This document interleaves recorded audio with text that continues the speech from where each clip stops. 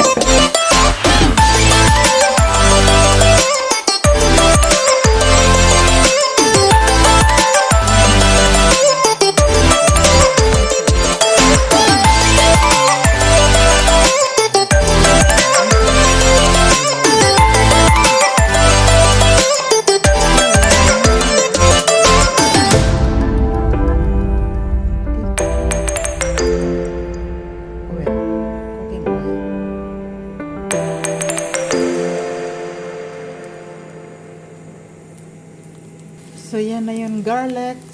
So I use 4 gloves of garlic. Ginger. Importante sa akin ang ginger.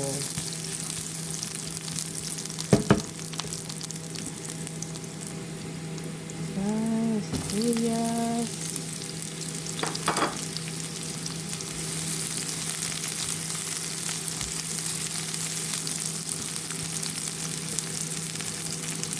Lagyan natin ang laurel, guys. Mas gusto ko may laurel. So, ilalagyan na natin ang puso ng saging. Ang bango, guys.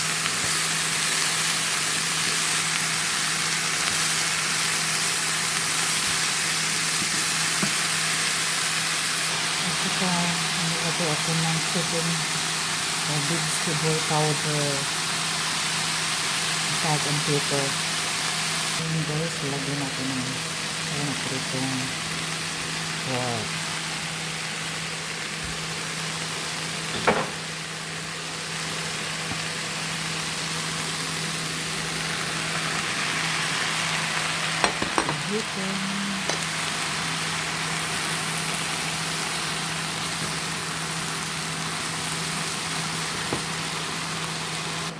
Lalagay tayo ng konting asin.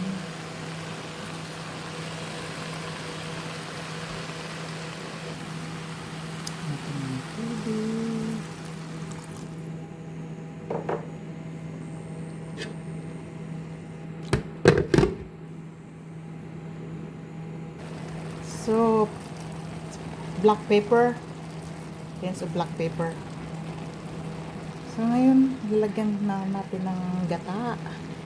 Kasi gusto ko yung may gata. Yun ang gata ko dito. Binili ko sa ano,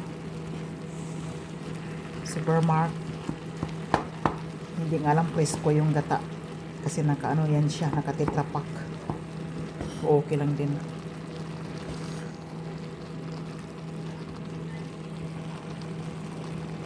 So, titingnan natin.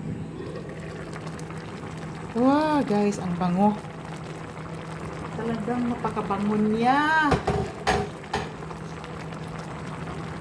Tikman natin. Uy, hindi. Naku po, ang sarap. Ano bang mag-akalain? Magkaroon ako ng puso ng saging. First time akong gumawa dito sa Germany ng puso ng saging sa sariling tanim.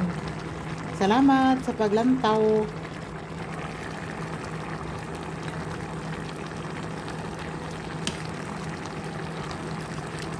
In fairness, ang sarap talaga guys. Ang pupo. Kaka-addict. Importante ha, yung hipon. Alisan ng bituka yung hipon. Ang sarap.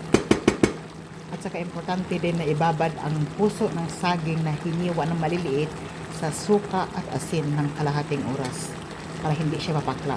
Okay? Thank you so much. Puso ng saging na may rice. Ginataang puso ng saging.